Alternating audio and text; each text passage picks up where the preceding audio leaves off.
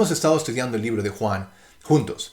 Y desde el principio hemos ido capítulo por capítulo tratando de escudriñar, de descubrir la perspectiva de Juan mientras describe la vida de Jesús. Y desde el principio él trata de introducir esa vida ejemplar que tiene el poder de transformar quienes somos. Desde el principio Juan trata de que su audiencia descubra, conozca quién es Cristo. Y a medida que nosotros conozcamos quién es Jesús, entonces podemos creer en Él, podemos confiar en Él, porque no podemos confiar en alguien que no conocemos. Y a medida que nosotros vayamos conociendo quién es Cristo, entonces podemos seguirlo. Y es allí cuando la separación existe entre un religioso y alguien que su vida es transformada por el poder de Dios. Alguien que es un discípulo verdadero de Cristo. Alguien que no es perfecto, porque la verdad, seamos honestos desde el principio, nadie lo es. Pero alguien que modela una vida de arrepentimiento. Todo comienza cuando nosotros decidimos seguir los pasos de Jesús. Cuando nosotros decidimos obedecerlo. Cuando nosotros decidimos confiar lo suficiente para decir, yo me echo atrás, lidera tú el carro, lidera tú mi vida, lidera tú mis pensamientos, lidera tú mis acciones. Juan ha hecho un trabajo especial y va a cubrir el capítulo 13 y el capítulo 14. Hablábamos de que el ministerio público de Jesús termina justo en Juan capítulo 12. Y comenzando desde el capítulo 13 más o menos hasta el capítulo 17, podemos incluir todo eso pasa en una noche. Y podría decirse un solo capítulo. Recuerda que el libro, la Biblia, de hecho el libro de Juan, pongámoslo así, por la Biblia entera, los otros libros también, pero el libro de Juan comenzó con un solo libro, un solo capítulo. Y no fue más o menos en el año 1400, 1500, por ahí más o menos, que comenzaron a agregarle capítulos y versículos para poder de manera más práctica alcanzar un versículo, alcanzar una sección y profundizar aún más en las escrituras. Una idea brillante, pero en ese sentido no quiere decir que el capítulo 13 y el capítulo 14 son eventos diferentes. Aquí, desde el 13 comienza lo que es el ministerio privado, la última semana de Cristo en la tierra y es un ministerio privado para sus discípulos. Entonces, el capítulo 13, la semana pasada comenzamos los primeros 20 versículos y quiero tomar un segundo otra vez para agradecer a Itiel Arroyo por su excelente trabajo presentando los primeros 20 versículos. Si no lo has visto, te animo a que puedas escucharlo. Él dio un sermón llamado No tires la toalla, hablando sobre nuestra actitud como discípulos de ser siervos los unos con los otros y de no tirar la toalla los unos con los otros, porque Jesús no ha tirado la toalla con nosotros. Hoy vamos a estudiar, vamos a terminar el capítulo 13 y vamos también a tratar de incluir el capítulo 14 porque creo tiene una continuidad completa. Así que vamos juntos, abre tu Biblia, capítulo 13 del libro de Juan. Si no tienes una, acompáñanos. Aquí la tenemos desde en la pantalla. Vamos a estar estudiando la versión Dios habla hoy. Puedes escoger cualquier versión que te guste. No hay problema. El contexto siempre será el mismo. Entonces venimos hablando acá donde el capítulo 13 comienza donde Jesús se encuentra en una cena. En un lugar especial, están en medio o a punto de empezar la cena, y usualmente el trabajo del esclavo, el trabajo de la persona de menor rango sería lavarle los pies a los invitados. Era una tradición en la época. Muchas casas se practicaba esto. Entonces, Jesús, al ver que ninguno de sus discípulos lo hacía, él se levanta, toma la toalla, se la unta en la cintura y luego comienza a lavarle los pies a cada uno de sus discípulos. Hablamos de eso la semana pasada.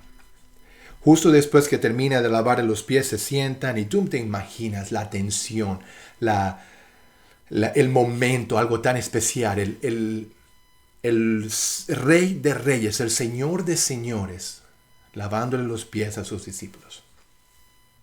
Y aquí nos dejan en el versículo 21.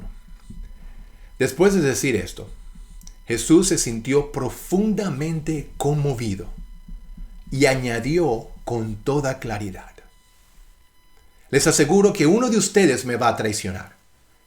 Los discípulos comenzaron entonces a mirarse unos con otros sin saber de quién está hablando. Esto es muy importante, que vamos a hablar de esto en un segundo. Cuando Jesús dice, les aseguro que uno me va a traicionar, el grupo no sabía quién era. Recuerda, él había lavado los pies a los 12, incluyendo a Judas, que tú y yo sabemos por la historia que fue quien lo traicionó. En el versículo 23 dice, uno de ellos, a quien Jesús quería mucho, la historia dice que ese es Juan, estaba junto a él mientras cenaba. Y Simón Pedro le dijo por señas que le preguntara de quién está hablando. No sé si Pedro lo hizo porque quería prepararse, saltarle y atacar a la persona, o no sé la verdad por qué lo hizo, pero sabía que no podía hacer esa pregunta en voz alta. Así que le hizo señas, versículo 25, y él acercándose a más a Jesús, le preguntó, Señor, ¿quién es? Imagínate, ¿no? Están allí en la cena y Pedro le dice a Juan, dice, tú sabes, haciendo señas como, ¿quién? Vamos a darle por la... Y Jesús dice, versículo 26, esto fue algo fue bien curioso cuando me enteré lo que significaba esto. Jesús le contestó, voy a mojar un pedazo de pan. Y a quien se lo dé, ese es. Enseguida mojó un pedazo de pan y se lo dio a Judas, hijo de Simón Iscariote. Ahora, paremos en un instante. Esto fue una conversación al parecer entre Juan y Jesús. Y Juan se le acerca y dice, oye Jesús, dime quién es el que te va a traicionar. Y Jesús dice, bueno, al que le dé el pan, ese va a ser. Y agarra y moja el pedazo de pan y se lo da a Judas. Ahora, para el contexto del grupo, yo siempre pensé que Jesús gritó esto. Y hubiese sido obvio, si yo agarro el pedazo de pan y se lo doy a Judas, es como todo el mundo sabía que fue Judas, que era Judas quien lo iba a traicionar y le iban a brincar. Pero el pan mojado era una manera de expresar aprecio. Cuando tú mojas un pedazo de pan en aceite y se lo entregas a alguien en la cena, culturalmente era una manera de demostrar aprecio, de demostrar una cortesía. Eres alguien especial. Una oportunidad. Acabo de lavarte los pies. Y aquí te estoy tratando de decir, no hay... en un sentido yo puedo hasta pensar que en el corazón de Jesús había como, no hay rencor. Aquí está, te quiero igual. Tienes la oportunidad de arrepentirte si quieres. Pero dice acá en el versículo 20, ¿dónde quedamos? 27. Tan pronto Judas recibió el pan, Satanás entró en su corazón.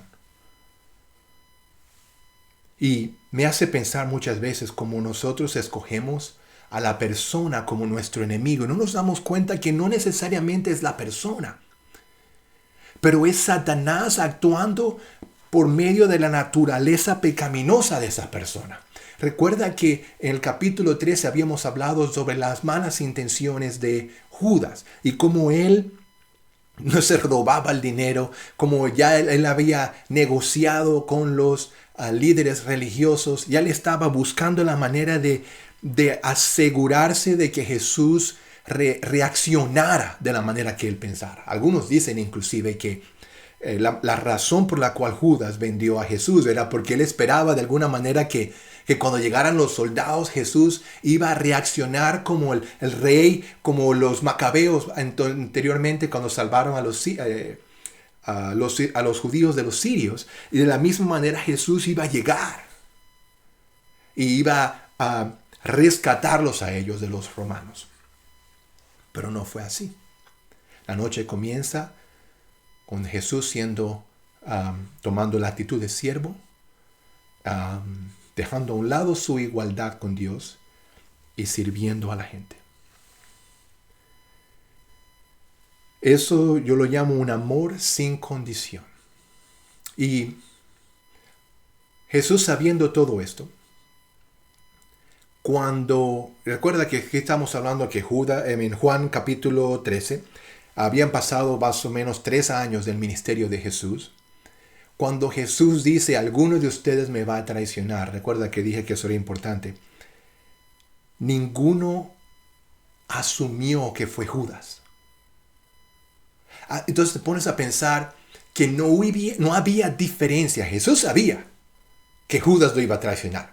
Jesús, y aquí lo hace claro cuando dice, mira, a quien le dé el pan, a ese va a ser. Jesús sabía que Judas era quien lo iba a traicionar, pero todavía sí le lavó los pies, todavía sí le muestra un acto de cortesía al entregarle el pan, todavía sí era tan incondicional el amor que él tenía por Judas, no por sus acciones, pero por Judas, que fue imposible para el grupo más cercano a Jesús reconocer que Jesús tenía algo en contra de esa persona. Y me reta porque es fácil amar a quienes amamos. Es fácil amar a quienes nos aman. Si te tratan bien, te tiran piropitos y te dan cariñitos, es fácil amarlos de vuelta. Pero qué difícil es amar a alguien que te ha traicionado.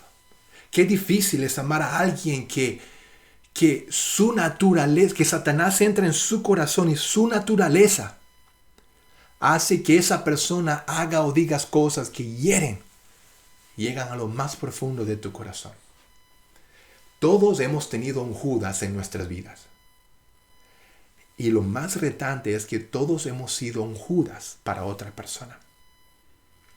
Y el reto aquí es, nosotros debemos amarnos sin condición. Amarnos al punto donde nosotros veamos que el enemigo no es la persona, pero que es Satanás detrás de la persona. Versículo 27, sigamos leyendo. Jesús pronto tomó... ¿Dónde estamos? Tan pronto como Judas recibió el pan, Satanás entró en su corazón y le dijo, lo que vas a hacer, hazlo pronto. Jesús dijo eso. Versículo 28. Pero ninguno de los que estaba cenando a la mesa entendió por qué le decía eso. Eso sí fue en voz alta. Versículo 29. Como Judas era el encargado de la bolsa de dinero, algunos pensaron que le quería decir que comprara algo para la fiesta o que diera algo a los pobres. Hay cosas que él hacía. Mira, encárgate de esto, encárgate de aquello. Los discípulos estaban acostumbrados a ver a Jesús planear con anticipación las cosas o ser generoso con los pobres. Una vez, versículo 30, una vez que Judas hubo recibido el pan, salió. Ya era de noche. Después, dice aquí un nuevo mandamiento, versículo 31.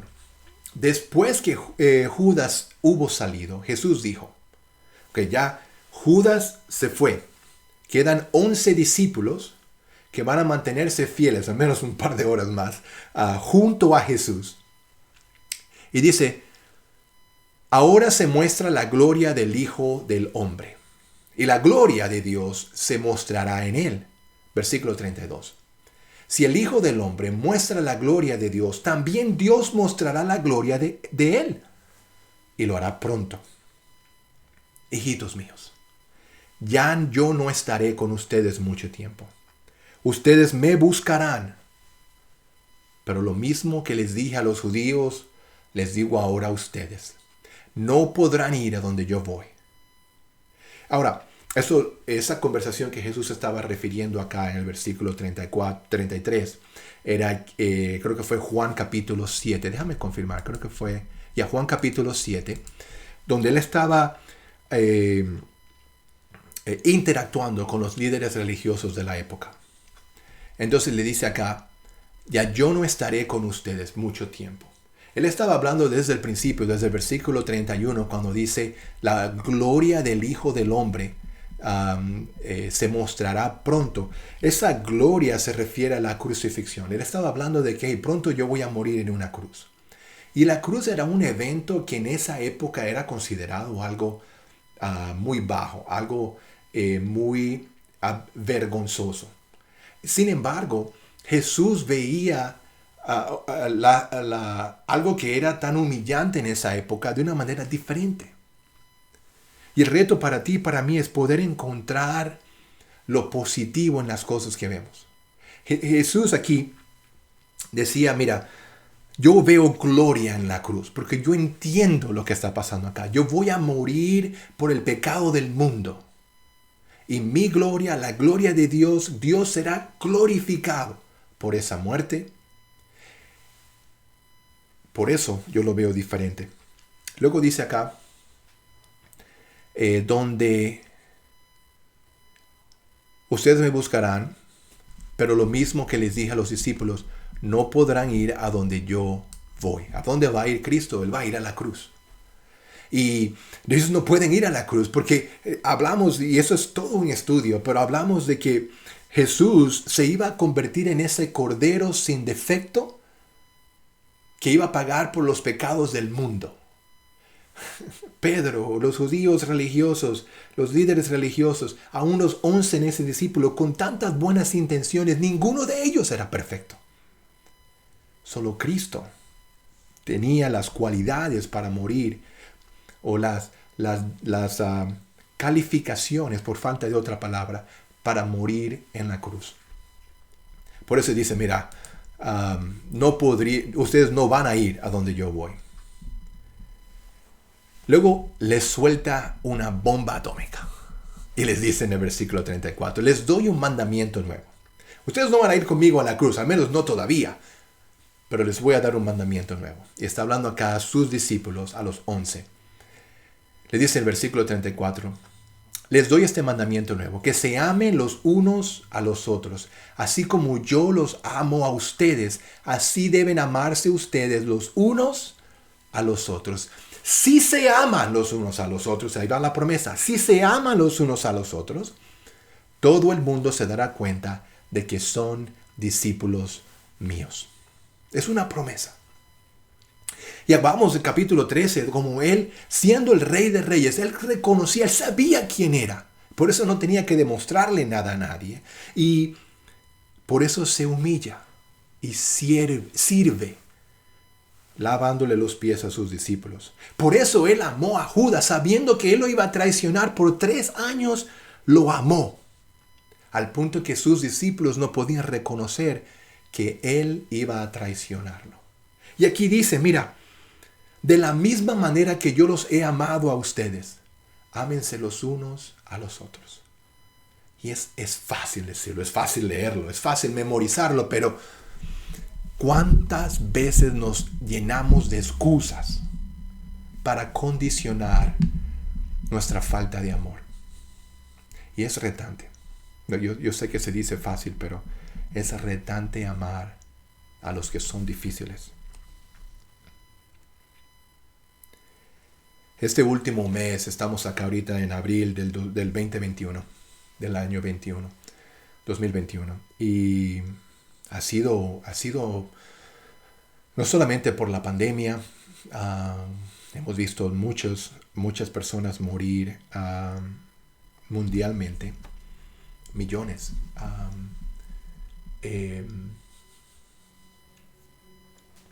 Pero en lo personal ha sido muy duro ver a amigos y amigas muy cercanas fallecer, algunas por el COVID, otras simplemente por complicaciones de salud.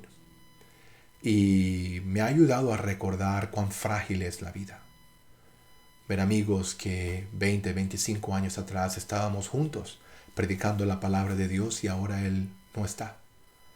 Y deja a sus hijos, deja a su esposa atrás. Ver a mujeres que conocimos un par de años atrás y ayudamos a tantas personas a conocer quién era de Cristo. Una vida ejemplar. Deja a su esposo y sus hijos atrás. Y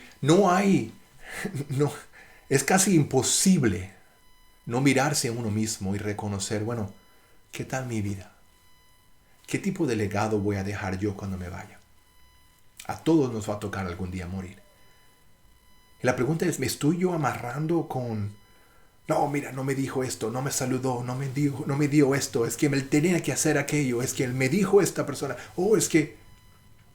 En vez de tomar este mandamiento nuevo en el versículo 34 y reconocer que Jesús nos llama a cambiar este mundo, pero la manera que tenemos que hacerlo no va a ser con una conexión de internet más rápido, no va a ser con nuevos políticos, no va a ser con más dinero, no va a ser cuando tú consigas esa promoción, va a ser cuando tú y yo decidamos amarnos los unos a los otros de la misma manera que Él nos amó a nosotros. Cuando pensamos en la muerte, la vida se simplifica. Y es precisamente lo que estaba pasando acá. El corazón de Jesús estaba angustiado, conmovido, porque iba a soltarle una sopa, iba a soltarle una bomba a sus discípulos. Ya me voy a morir en la cruz. Y eso es lo que va a pasar. Sigamos leyendo, porque ahí no para la cosa. Simón Pedro le preguntó, versículo 36, Señor, ¿a dónde vas? Él se quedó intrigado. Donde yo voy, ustedes no podrán venir. Pero te he seguido por 3 años. Donde tú vayas, yo voy. Y de repente Jesús le dice, no, esta vez no vas a poder ir. A donde yo voy, le contestó Jesús, no puedes seguirme ahora, pero me seguirás después. Y eso hacía alusión a cuando Pedro iba a morir en una cruz. De hecho, muere en una cruz, crucificado, boca arriba, patas arriba, al revés. Creo que a ver si lo dice acá. Juan 21, vamos a estudiar eso más adelante. Entonces, toda hora no me vas a seguir, pero me seguirás después. Si ves que estaba haciendo referencia a su muerte en la cruz. Versículo 37, Pedro le dijo, Señor, ¿por qué no puedo seguirte ahora? Estoy dispuesto a dar mi vida por ti. Que suena bonito, ¿verdad? Yo hago todo por Cristo. Yo soy un discípulo. Yo nunca pido nada a nadie. Yo siempre estoy sirviendo. Suena bonito. Aún Judas dijo eso. ¿Por qué no damos el dinero de ese perfume que esta mujer dio a los pobres? Pero lo que estaba en el corazón Jesús lo sabía. Y en versículo 38 Él le respondió, ¿de veras estás dispuesto a dar tu vida por mí? Pues te aseguro que antes que cante el gallo me negarás 3 veces. Ya era de noche. Recuerda todo el contexto de lo que estamos estudiando. Era de noche. Entonces, en un par de horas. Tú ahorita estás dispuesto a dar tu vida por mí, pero en un par de horas me vas a negar, no 1, no 2, pero 3 veces. Aquí deciden poner un término, un fin al capítulo 13 y comienza el capítulo 14. Pero recuerda, todo esto es la misma continuidad. Versículo dice, no se angustien a ustedes, crean en Dios y crean también en mí. Ahora, paremos en un instante. Dice, no se angustien ustedes. Recuerda lo que venimos hablando del capítulo 13. ¿Cómo reaccionarían los discípulos cuando Jesús, conmovido es la palabra, hay una diferencia. Cuando Jesús está conmovido y dice, ya no estaré más con ustedes. Donde yo voy, ustedes no van a poder venir. Tú me vas a negar. Y 2 o 3 sabían que Judas lo iba a traicionar. Así que la tensión del momento, yo me imagino a Pedro que él hablaba primero y pensaba después. Él estaba, pero. Y Jesús trata de calmar la situación y dice, señores, no se angustien. Y eso es casi como un mandamiento acá, como una expectativa, donde Jesús dice, no se angustien ustedes. Bueno, ¿pero qué hacemos entonces cuando estamos angustiados? Dicen, crean en Dios y crean también en mí. Otras traducciones dicen, ustedes creen en Dios, crean también en mí. Y es interesante cómo Jesús habla aquí sobre emociones y pensamientos. Porque cuando tú crees algo, es algo intelectual, es algo que viene de tu mente. Y me gusta mucho este versículo 1. Por muchos años ha sido mi favorito porque, vamos a leer ahorita el versículo 2, cuando él dice, pues leamos ahorita, dice, en la casa de mi padre hay muchos lugares donde vivir. Lugares aquí es traducido como mansiones. En la casa de mi padre hay muchas mansiones, muchos grandes lugares. Las traducciones antiguas usaban mansiones, otras usan chozas. Eso depende, pero la idea es que habrá un lugar. A mí me gusta originalmente más la mansión, pero, ¿sabes? Yo prefiero 1000 veces la choza de Dios que la mansión de Satanás. Pero aquí dice, en la casa de mi padre hay muchos lugares donde vivir. Si no fuera así, yo no les hubiera dicho que voy a prepararles un lugar. Y me fascina este versículo porque él dice, mira, yo voy al cielo. Donde yo voy, ustedes no podrán venir. Yo voy a ir al cielo y voy a prepararle un lugar para ustedes. La condición, la idea es que estemos todos juntos con Jesús en el cielo una vez. Recuerda, él no podía haber dicho esto cuando Judas estaba allí, porque no hubiera podido preparar un lugar para Judas. Él esperó que Judas se fuera para tener esta interacción con sus discípulos, con aquellos que se mantienen fieles hacia el final. Y mi intención aquí no es decir, solamente si tú eres un discípulo fiel podrás ir al cielo. Bueno, sí quiero decir eso. Lo que no quiero decir es que no hay una oportunidad para arrepentirte. Eso es lo que quiero decir. Que si una vez tú fuiste un discípulo, si una vez tú creíste en Dios, si una vez tú miraste las Escrituras y pensabas, wow, esto es lo que yo quiero hacer. Y de repente das un paso atrás y dejas que Satanás use tu naturaleza pecaminosa para prevenirte seguir confiando en Dios y decidiste dar rienda suelta a tu vida. Todavía hay una oportunidad para regresar al Padre. Todavía hay una oportunidad para volver a Dios. Recuerda, él dice, yo voy a prepararles un lugar. Él no ha vuelto todavía. Hasta que Jesús regrese o hasta que tu vida acabe, todavía tienes una oportunidad. El reto es que no sabemos cuándo eso va a pasar. Pero me encantan estos dos versículos porque es una promesa. Él dice, si no hubiera un lugar, si yo no estuviera preparando un lugar a ustedes, no le hubiese dicho eso. Lo cual me hace pensar como las cosas que Jesús dijo, no las hubiese dicho si no fueran verdad. Y el versículo 1 volvemos acá al pensamiento y a la emoción, porque él dice, no se angustien, no dejen que tus emociones lideren tu vida. Deja que tus pensamientos lideren tu vida. Y eso es quizás todo un estudio completo, porque hablamos de Romanos capítulo 12, cuando dice, cambien tu manera de pensar y cambiará tu manera de vivir. Yo creo que tú y yo tenemos cero o muy poca influencia sobre nuestras emociones, sobre nuestros sentimientos. Son fuertes, son reales.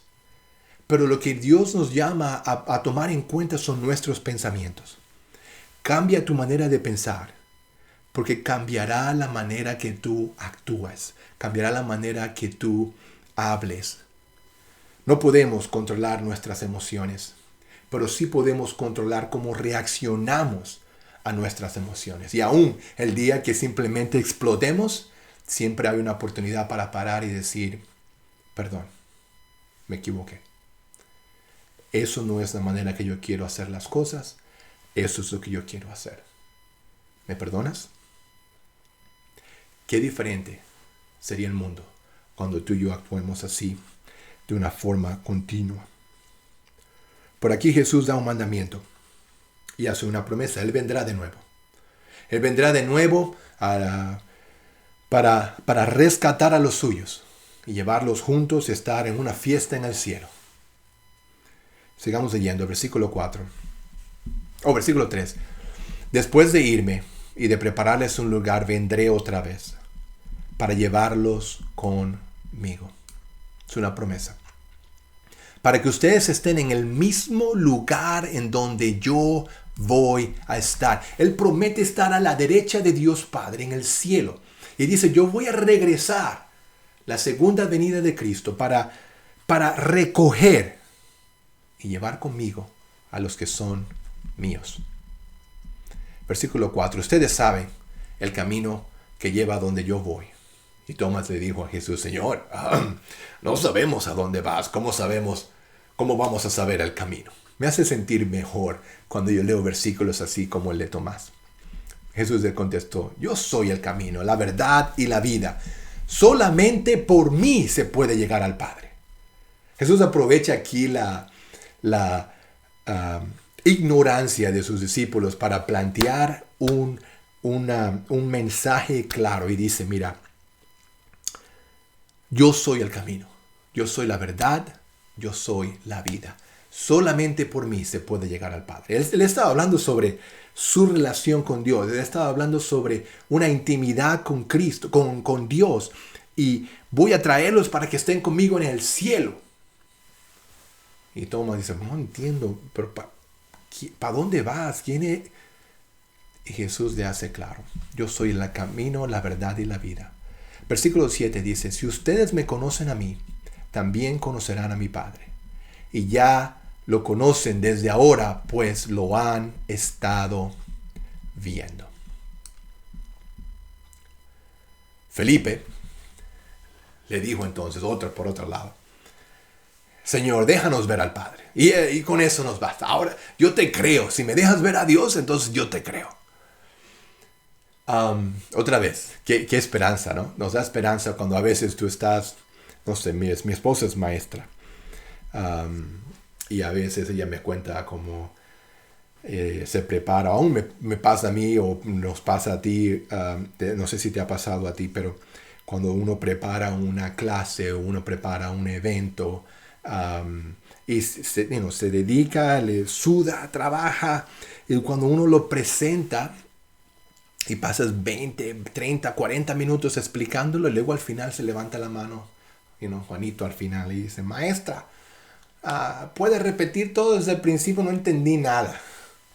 Y estás como, ay mamá, es lo que está pasando acá. Jesús está hablando de cosas profundas, de cosas que tienen la potencial de transformar nuestras vidas. Y los discípulos están como, bueno, muéstranos quién es Dios y yo te creo. Me da esperanza. Jesús le contestó, versículo 9, Felipe. Y tú puedes ver la coma, ¿no? Tú puedes ver ahí no sé si es no diría frustración, pero es más como en serio, Felipe. Le dice, Felipe, hace tanto tiempo que estoy con ustedes y todavía no me conoces. El que me ha visto a mí, ha visto al Padre. ¿Por qué me pides que les deje ver al Padre? ¿No crees que yo estoy en el Padre y el Padre está en mí? Las cosas que les digo, no las digo por mi propia cuenta. El Padre que vive en mí es el que hace sus propias obras. Crean que yo estoy en el Padre y que el Padre está en mí. Si no, crean al menos en las obras mismas. Les aseguro que el que cree en mí hará también las obras que yo hago. Y hará otras todavía más grandes, porque yo voy a donde está el Padre. Y todo lo que ustedes piden en mi nombre yo lo haré, para que por el Hijo se demuestre la gloria del Padre. Yo haré cualquier cosa que ustedes pidan, que ustedes en mi nombre ustedes pidan.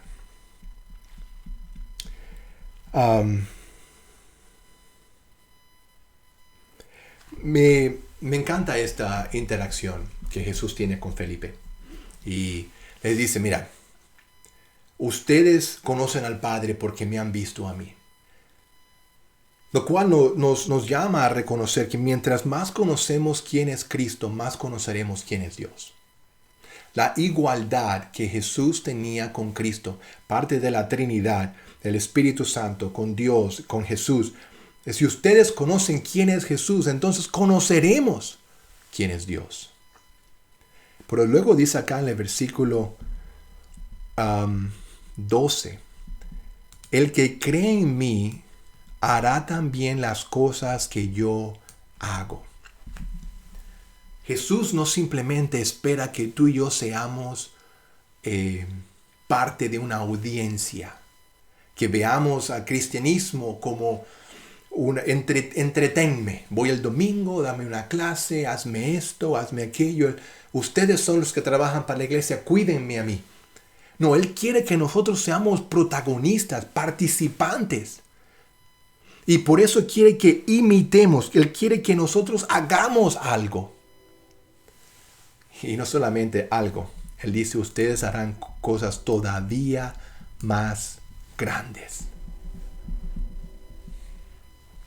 Y eso es interesante. En Juan capítulo 1, cuando Felipe lo está conociendo, él le dice a Felipe, ustedes verán cosas más grandes. 14 capítulos después les dice al mismo grupo, ustedes harán cosas más grandes. Jesús nos encuentra donde estemos. Él se invierte en nuestras vidas, pero luego espera que nosotros hagamos algo. Y aquí es el reto. Quizás tú estás escuchando esto por primera vez, quizás tú eres un discípulo, quizás no. La pregunta es, ¿qué vas a hacer con las cosas que estás aprendiendo? ¿Qué vas a hacer con lo poquito que ya sabes? La Biblia es un libro grandote. Es gordo. Hay muchas hojas acá. Pero la pregunta es, ¿qué vamos a hacer con las 2 o 3 que leímos? ¿Qué vamos a hacer con el capítulo que acabamos de estudiar? ¿Cómo vamos nosotros a poner en práctica lo poquito que sabemos? Jesús espera que nosotros actuemos. Y luego nos hace una confirmación. Dice, yo voy a hacer cualquier cosa que ustedes pidan en mi nombre. Aquí Jesús no estaba tratando de ser Aladino. Esto no se trata de, Dios, dame la lotería este fin de semana. Hoy que me diga que sí, Señor. Oh, que gane mi equipito. No. Jesús está hablando acá, el contexto está hablando es para la gloria de Dios. Porque las cosas que hacemos no deben ser para nuestro propio beneficio, debe ser para la gloria de Dios. Jesús está atento a nuestras oraciones. No usemos a Dios, no usemos a Cristo como un cajero automático. Un amigo siempre decía, vamos y tratamos a Dios como un cajero automático y luego ponemos la clave. En nombre de Jesús, amén. Y esperamos, dámela.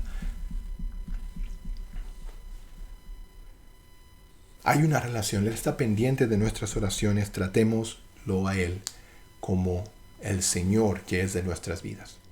Y busquemos imitar sus pasos. Terminemos con esto. Jesús promete enviar el Espíritu Santo. En estos últimos versículos, vamos a leer del 15 hasta el final. Jesús nos ofrece una condición, luego hace una distinción y luego termina el capítulo con una promesa. Leamos versículo 15. Si ustedes me aman, obedecerán mis mandamientos. Ahí está la condición. Si tú amas a Dios, obedecerás sus mandamientos. Punto. Es verdad, mira. Si ustedes me aman, obedecerán mis mandamientos. Punto. No hay nada más que decir. A ver, ¿qué más dijeron por aquí? Dice, es otros versículos que hablan de eso. Primera de Juan dice lo mismo. Seguirán los pasos que yo sigo. Si ustedes me aman, obedecerán mis mandamientos. Luego continúa con una distinción. Versículo 16 dice, y yo le pediré al Padre que les mande otro defensor. No solamente yo como Cristo, yo voy a mandar otro defensor, el Espíritu de la verdad, para que esté siempre con ustedes. Los que son de este mundo no lo pueden recibir, porque no lo ven ni lo conocen. Pero ustedes lo conocen, porque Él permanece con ustedes y estará en ustedes. En Juan capítulo 3 hablamos un poco sobre el bautismo. Y hablamos de que en el momento que nosotros decidimos bautizarnos, en ese momento imitamos la muerte de Cristo cuando entramos en el agua. Y en el momento que salimos del agua, nuestros pecados quedan detrás y el Espíritu Santo entra y vive dentro de nosotros. Y eso es lo que nos ayuda a recordar las Escrituras. Los que arden nuestro corazón, de, tengo que hacer. Y el deseo ahí, o la tarea ahí es empezar a ser sensibles a la voz del Espíritu Santo. Pero está diseñado, prometido por Cristo, para vivir dentro de nosotros como nuestro defensor, como nuestra ayuda, pero hace una condición. Si lo notas aquí en el versículo 17, la condición es al principio, si ustedes me aman. Luego el versículo 16 hace una distinción, dice, yo les pediré que traiga otro defensor, el Espíritu de la verdad, para que esté siempre con ustedes, es una promesa. Los que son del mundo no lo pueden recibir. Esto no es un premio de consolación para todo el mundo. Estos son para aquellos que obedecen los mandamientos de Cristo. Para los discípulos de Cristo. Judas ya había salido del grupo. Aquí estaban solamente los discípulos de Cristo. Ahí está la distinción del capítulo 14. Y luego acá una promesa, versículo 18. Yo no los voy a dejar huérfanos. Volveré. Jesús volverá. Y la pregunta es que ¿dónde vas a estar tú? ¿En qué equipo vas a ser parte? ¿De su armada o de la armada enemiga? Dice, yo volveré para estar con ustedes dentro de poco. Los que son del mundo ya no me verán, pero ustedes me verán. Y vivirán porque yo vivo. En aquel día, ustedes se darán cuenta de que yo estoy en mi Padre y ustedes están en mí y yo en ustedes. El que recibe mis mandamientos y los obedece, demuestra que de veras me ama. Mi Padre me amará y mi Padre amará al que me ama. Y yo también lo amaré y me mostraré en él. Judas, no Iscariote, que luego se cambia el nombre por razones obvias. Creo que fue Tomás que se cambia el nombre. Le preguntó, Señor, ¿por qué vas a mostrarte a nosotros, no a la gente del mundo? Es como, esto es increíble. ¿Por qué no lo ponemos en Facebook Live para que todo el mundo lo escuche? Y Jesús le contestó, el que me ama hace caso de mi palabra. Y mi Padre lo amará. Y mi Padre y yo vendremos a vivir con él. El que no me ama no hace caso de mis palabras. Las palabras que ustedes han escuchado no son mías, sino del Padre que me ha enviado. Es una pregunta muy interesante. ¿Por qué no le decimos a todo el mundo quién eres? ¿Por qué no nos mostramos al mundo entero? Solamente aquí. Y dice, bueno, si tú me amas, tú vas a hacer caso de mi palabra. Y parte de las palabras que Jesús dio poco después de esta es, vayan al mundo entero y hagan del mundo mis discípulos. Versículo 25. Les estoy diciendo todo esto mientras estoy con ustedes, pero el defensor, el Espíritu Santo, que el Padre va a enviar en mi nombre, les enseñará todas las cosas y les recordará todo lo que les he dicho. Les dejo la paz y les doy mi paz, pero no se la doy como la dan los que son del mundo. No se angustien ni tengan miedo. Ya me oyeron decir que me voy y que vendré para estar otra vez con ustedes. Si de veras me amaran, se habrían alegrado al saber que yo voy al Padre, porque Él es más que yo. Les digo esto de antemano para que cuando suceda ustedes crean. Y eso pasa en la cruz. Muchos vieron lo que estaba ocurriendo y dijeron, wow, o sea que... Y eso es una de las cosas maravillosas. Cuando tú tomas la decisión de estudiar la Biblia, y te quiero animar a hacer eso. Si tú empiezas a leer los capítulos, al principio quizás tú estás como, no, tú no sabes nada. Sigue leyendo. Crea el hábito, porque llegará un momento cuando los cabos empiezan a conectarse. Y tú dices, por eso fue que dijo, por eso fue que agarró y volteó, y ahí es donde tu corazón explota. No literalmente, pero cuando tu corazón es transformado y tú comienzas a creer. Versículo 30, ya no hablaré con mucho con ustedes porque viene el que manda en este mundo. Está hablando de Satanás. Aunque no tienen, de Juan capítulo 12 estudiamos eso, aunque no tiene ningún poder sobre mí, así tiene que ser, para que el mundo sepa que yo amo al Padre y que hago lo que Él me ha mandado. Si ves, aquí está una muestra clara de que Jesús nunca nos va a llamar a hacer algo que Él mismo no ha hecho. Levántense, vámonos de aquí. Y ahí termina la cena en Juan capítulo 14. Confía en Dios, porque Él confía en el Padre.